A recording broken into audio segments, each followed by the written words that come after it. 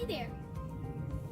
Step outside for a second and listen to the sounds of nature. You can hear the birds chirping, and if you're lucky, you can hear a hummingbird's fast wings fluttering in the air. See the beautiful sights, green, lush grass and tall trees like this one. Some ants may pass by, and you might accidentally step on a large puddle. But nature's the beautifulest thing I've ever seen in my whole entire life. Whoa. Whoa. Whoa! Look at me. These are cells. These are all my 10 trillion cells. Whoa. Wow. You know what? Cells are the basic building blocks of life. They grow, reproduce, and breathe, and eat, and get rid of wastes. And just like other organisms, they die. So, but do you know one of the most amazing facts about you? You, many years ago, were once just a single cell, a single egg cell right in your mom's body. And when that was fertilized with another cell called a sperm cell, that cell divided and divided and divided, and those cells created a baby. And those cells had different sets of instructions. Over time, some of the cells changed their instructions. Some of them became your eyes, your nose, your ears, your fingers. And at about 9 months away, after that, you were born as a human baby. And your cells keep growing as your body does. And they keep dividing and dividing, and your cells will keep dividing your whole entire life. So, cells make up every living thing on this planet, in the universe too. There aren't aliens. So, some organisms have only one cell. One cell. It's like bacteria. But others, like plants, animals, humans are animals. But some organisms like those are multicellular. They have more cells. They have at least one cell. They have like trillions, millions, billions of cells. Us, the human body, has more than 10 trillion cells. 10 trillion cells. That's a lot of cells. So, different cells have different functions. Your nerve cells send messages to your brain of what's going on around you. Everything you see, everything you hear, everything you smell, everything you taste, and everything you touch. So, your muscle cells are constantly telling your muscles when you exercise or when you look at me running.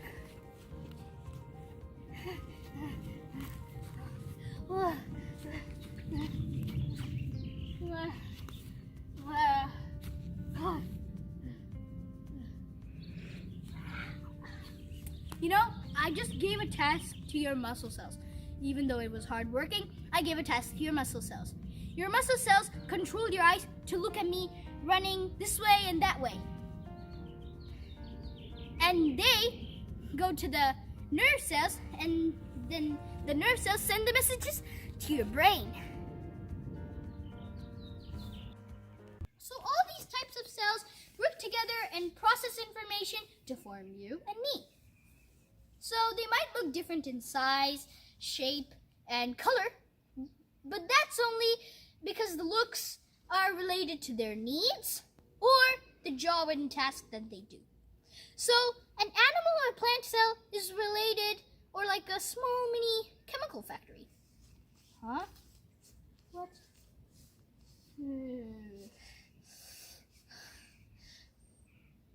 So there's is the control station which controls the cell. There's also the power plant, which generates the energy needed for the functions. And there's also the machinery that makes the needs for the cell. The cell membrane acts like a security system for the cell. It lets out bad substances like waste products and lets in good substances like nutrients. Inside the cell, there's also a jelly-like substance called cytoplasm. It's mostly made of water, but it's also made of several chemicals for the cell. And it also contains materials for the cell to repair, to eat, to grow, and to live. So, just like in your body, you have organs which do several tasks, like your stomach digests the food and mixes it up into chyme. Your kidneys filter the blood and send out the waste products. Your lungs, they help you breathe in oxygen and remove carbon dioxide. Same thing here, except these little organs are called organelles, which means little organ. Inside the cell, there are many different organelles, including the vacuole. Inside plant cells, there's only one big vacuole called the central vacuole. But in animal cells, there are many different vacuoles, small vacuoles, inside the cell. So vacuoles, what they do is store food. It's like a storage. They store food, waste, and nutrients.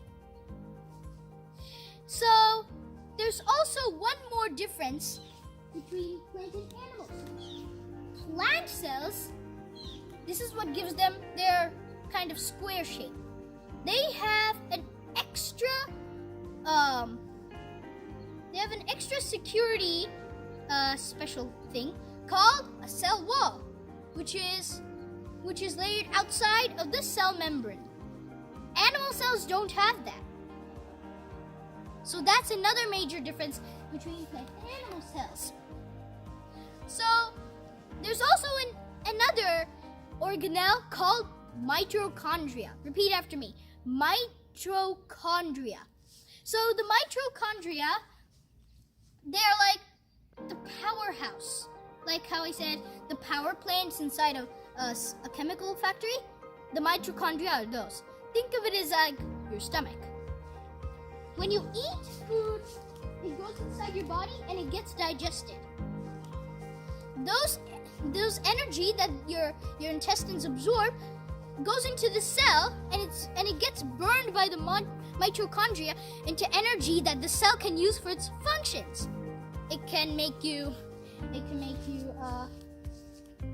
control your brain, flex your muscle, and listen to this video. So there's also many other organelles like the lysosomes and other stuff.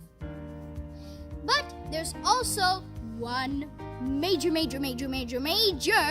difference between plants and animal cells. You see this plant? Have you ever wondered why it's so green? That's because of its cells. There's an organelle called a chloroplast.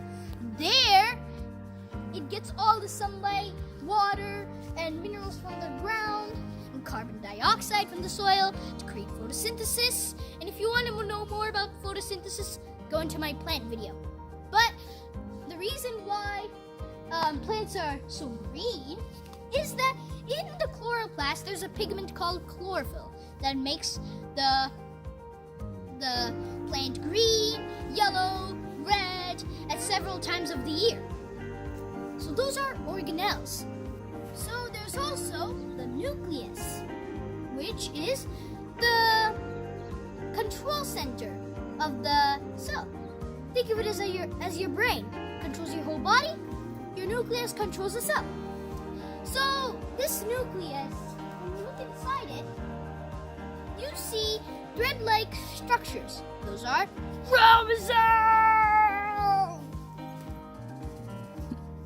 Chromosomes are these thread-like structures that contain protein and one molecule of deoxyribonucleic acid, or DNA. Repeat after me.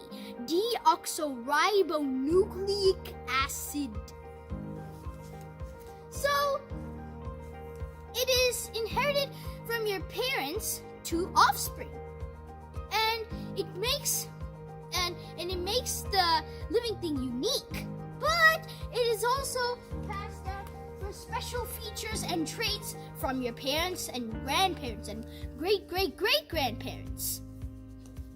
So every living thing has at least one cell. But for the multicellular organisms, they have more than one cell. But those cells all started out as one cell.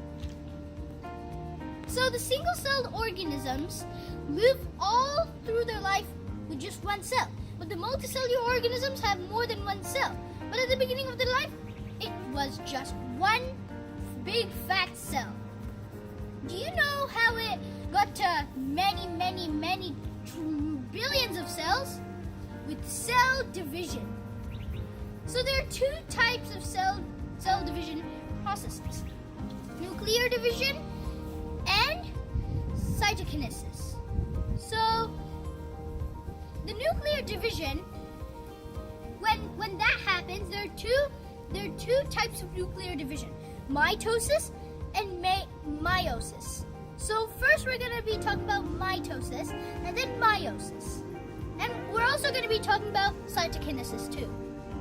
I know, it's a lot of terms that I'm just vomiting at you, but don't worry. You'll get them soon. So mitosis is one type of nuclear division that first, the mitosis, the chromosomes inside the nucleus make copies of themselves. And then the nucleus splits into two. So that's mitosis. And then it uses the process called cytokinesis to make the cell divide into two. So now let's talk about cytokinesis. Cytokinesis is when the cytoplasm splits into two. After the nucleus splits into two and it sticks together, and after that they push apart to form two new daughter cells. But sometimes cytokinesis can go wrong, and that's where wrong cell growth may occur. For example, it may create two different sized cells. It may have two cells. One may have the normal amount of organelles in its cell, but the other may have less organelles or more than the amount needed organelles in its cell. And some, if there's no cytokinesis, one cell may have two nuclei. So there may be some problems, but now let's talk about meiosis. So meiosis is different from mitosis. In mitosis, the chromosomes copy each other. But in meiosis, the chromosomes divide into two. So the outcoming new cell only has half the chromosomes as the rest of the normal cell's chromosomes. Why? Because they only gain the other half of the cells with fertilization, which is one sperm cell, which comes from the male, and one egg cell uniting, which is fertilization, and the new cell that's created from the sperm and egg takes half the chromosomes from father, half the chromosomes from mother, so that it will become a normal cell. So that is meiosis. So now we're going to talk about how things go wrong with the cell. Like, what I mean is diseases. So sometimes things can go wrong, even for a cell. they cannot divide in an orderly fashion and multiply wild without stopping, or a tiny virus, coronavirus happening now these days, or a tiny virus like that can invade a cell, destroying the cell and using it for its own purposes, like to reproduce and grow. So cancer, it is a disease marked by outnumbered growth of non-stopping multiplying wild cells, called a tumor. So cancer cells look like young cells that have not yet developed. When they start multiplying in not an orderly fashion, it forms a tumor. When the nucleus starts dividing and without an orderly fashion, it forms a tumor. And then sometimes the tumor breaks off and forms other tumors with other cells and disrupts the tissue. Or a tiny virus can go inside the body and invade a cell. By themselves, viruses are lifeless. But when they use the cell, when they invade the cell, they reproduce and grow and form other viruses and that invade other cells. If this is not stopped, then the virus can take over the whole body. So that's all about diseases. So now we're gonna talk about how cells connect with other parts of your body. So first, there's these lump of cells together. A group of cells together form a tissue. For example, epithelial tissue covers your skin. Bone and cartilages are tissues. Muscles are also tissue. They help you move and stay strong and make you supported. A group of tissue form an organs. For example, smooth tissues form your stomach and digestive tract. And cardiac tissue forms your heart, which pumps your blood and keeps you living. A group of organs form an organ system. Your digestive system breaks down the food and gives the nutrients to the cells so that the mitochondria, remember, can break it down. But without your urinary system, you wouldn't be able to get rid of wastes and filter your blood so you would be clean. And without your respiratory system, you wouldn't be able to breathe. And without your cardiologic system, which is your heart, cardiovascular system, you wouldn't be able to live. Oh my God. And without your skeletal system, you wouldn't be able to support and protect your organs and your body.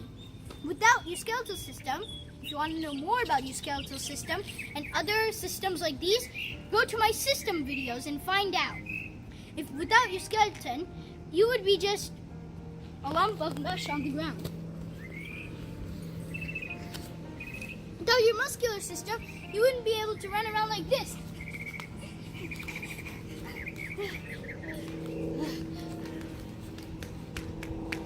And do other fun games.